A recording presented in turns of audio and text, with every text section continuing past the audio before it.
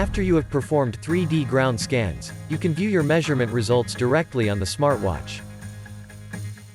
To enlarge the scan image and to analyze it in detail, we recommend opening the files in the detection software Visualizer 3D Studio. Power on the smartwatch, start the Rover UC app and select File Explorer. Tap on the transfer icon. Launch your Visualizer 3D Studio software. Select File and Import from the menu or click the Import icon in the main toolbar. Select Rover UC version 2.0 or higher from the list and proceed by clicking Next. Select the correct interface and click OK. The Bluetooth connection will be established now. Wait a moment until all files are listed.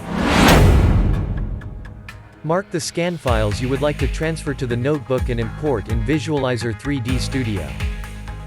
Right-clicking the file list opens a pop-up menu with additional selection options.